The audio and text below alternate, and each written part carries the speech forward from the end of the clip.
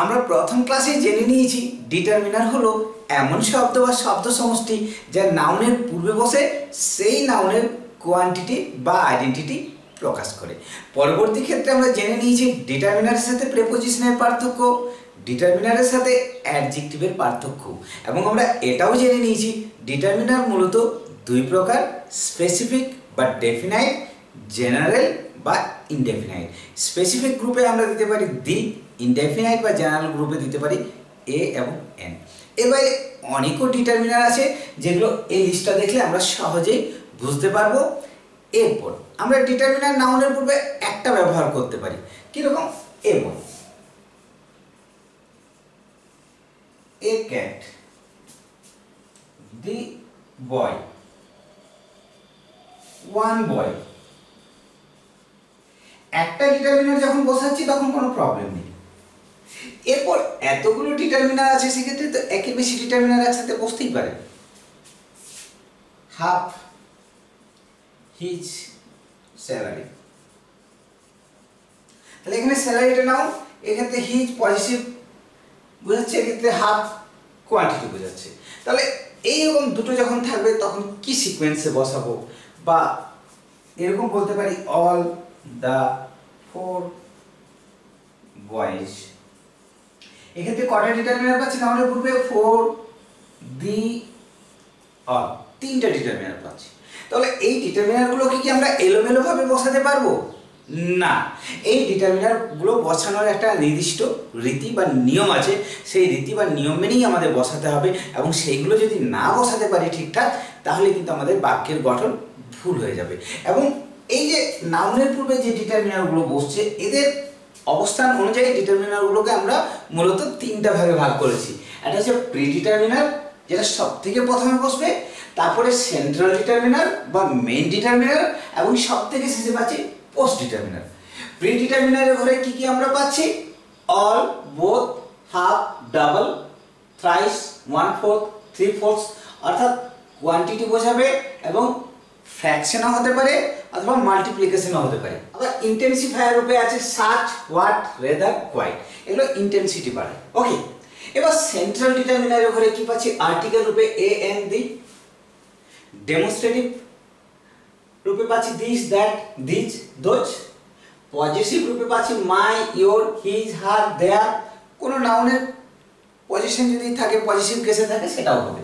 আবার either, neither, each, enough, a few, a little, some, any, another, no, none, other, much, whose, which ইত্যাদি।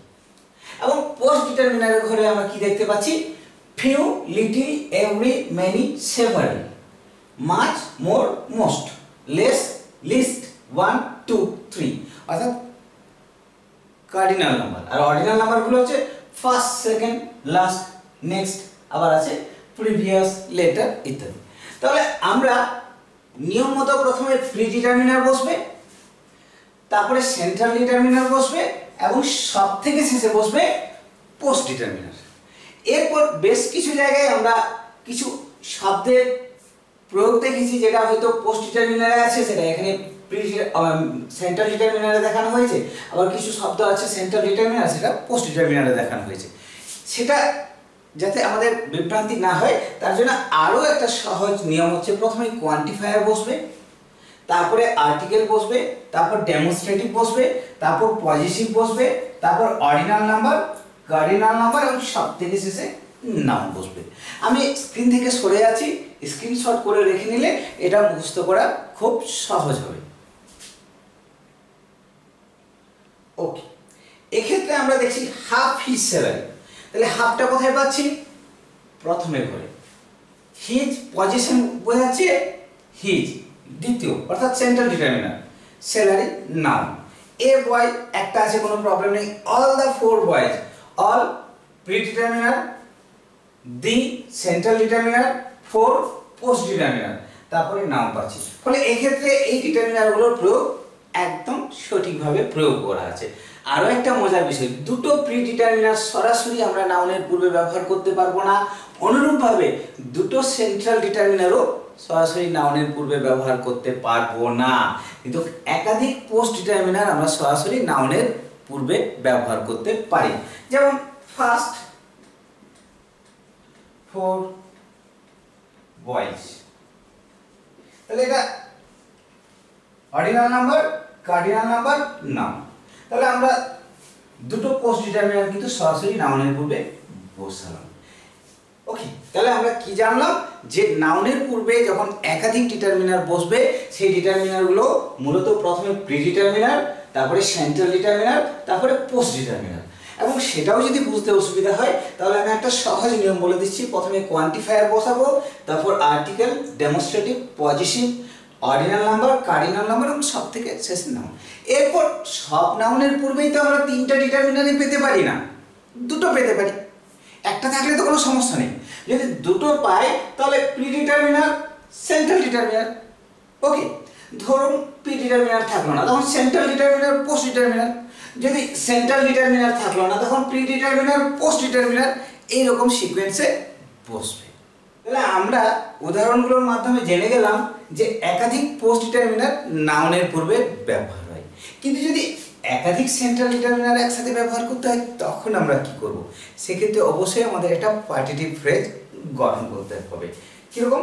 সাম of his friends. Okay, much of this milk. এইভাবে আমরা একাধিক central ডিটারমিনারকে একসাথে ব্যবহার করতে পারবো, কিন্তু অবশ্যই সেটা অফ দিয়ে পার্টিটিভ ফ্রেজ গঠন করতে হবে। এবং আমরা জানি অফ কি কি ইন্ডিকেট করে? পজিশন, সিলেকশন এবং অবশ্যই পার্ট, অংশ। তাহলে এক্ষেত্রে আমরা সাম অফ হিজ ফ্রেন্ডস একটা পার্টিটিভ ফ্রেজ গঠন করলাম, মাচ অফ দিস মিল্ক একটা পার্টিটিভ ফ্রেজ গঠন করলাম। এক্ষেত্রে আরো একটা জানা জিনিস, আমরা বলতেই পারি অল বয়েজ, আবার ডেফিনাইট হলে অল দ্য বয়েজ, আবার অল অফ দ্য বয়েজও আমরা করতে পারি, এটাও ভুল নয়। ওকে, আবার হাফ অফ দ্য মিল্ক, এভাবে আমরা পার্টিটিভ ফ্রেজ গঠন করে লিখতে পারি। অর্থাৎ অল দিয়ে সরাসরি আমরা নাউন লিখতে পারি, আবার অলের পর অফ দিয়েও আমরা করতে পারি। সেক্ষেত্রে পরের নাউনটা ডেফিনেটলি প্লুরাল হবে যদি কাউন্টেবল নাউন হয়, এবং প্লুরাল ভার্ব বসবে। আর যদি কাউন্টেবল নাউন না হয় ডেফিনেটলি সেটা আনকাউন্টেবল নাউন হবে এবং সিঙ্গুলার ভার্ব গ্রহণ করবে। নেদার অফ হিজ ফ্রেন্ডস,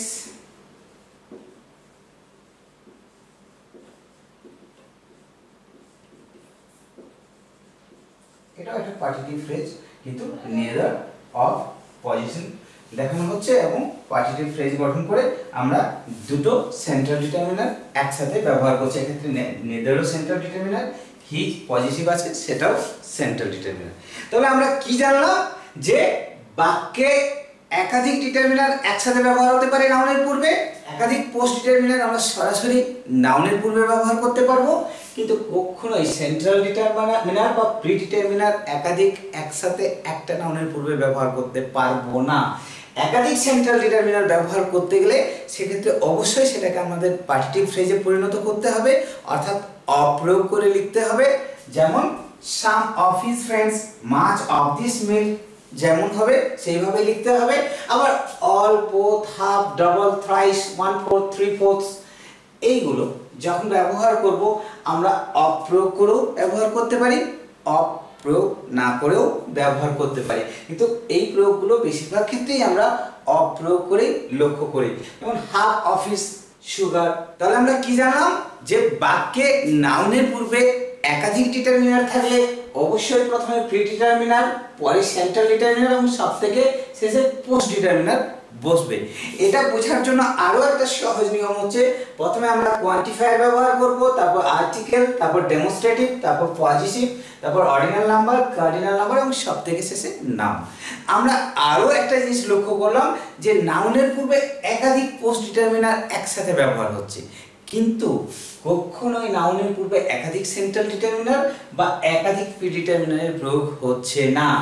একাধিক সেন্ট্রাল ডিটারমিনার যদি আমরা একসাথে ব্যবহার করতে চাই তাহলে অবশ্যই সেটাকে আমাদের পার্টিটিভ ফ্রেজে পরিণত করতে হবে, যেমন some of his friends, much of this milk. Okay, আবার এক্ষেত্রে all, both, half, double, thrice, 1/4, 3/4 এইগুলো আমরা সরাসরি ব্যবহার করতে পারি তারপরে দিয়ে বা সেন্ট্রাল ডিটারমিনার, পোস্ট ডিটারমিনার প্রয়োগ করে, অথবা আমরা এদের পরে অপ্রয়োগ করেও কিন্তু আমরা সেন্ট্রাল ডিটারমিনার থাকলে সেন্ট্রাল ডিটারমিনার, অথবা যদি না থাকে তাহলে সরাসরি নাউন বসিয়ে আমরা বাক্যে ব্যবহার করতে পারি। তাছাড়া এই যে চারটা শব্দ পেলাম, সাচ, হোয়াট, রেদার, কোয়াইট, এগুলো এমফাসাইজ করছে এই শব্দগুলো প্রিডিটারমিনার রূপে বাক্যে নাউনের পূর্বে ব্যবহার হয়ে থাকে। আশা করি আজকের ক্লাসটা দেখার পর আমাদের প্রিডিটারমিনার্স গুলো কি কি, পোস্ট ডিটারমিনার্স এর মধ্যে কি কি আসছে, অথবা সেন্ট্রাল ডিটারমিনারের মধ্যে কোন কোন শব্দ আসছে, অথবা একাধিক ডিটারমিনার যদি বাক্যে ব্যবহার করতে হয় নাউনের পূর্বে কিভাবে ব্যবহার করব, সেটা নিয়ে আমাদের আর কোনো সমস্যা থাকার কথা নয়। থ্যাংক ইউ, ভালো থাকবেন, সুস্থ থাকবেন।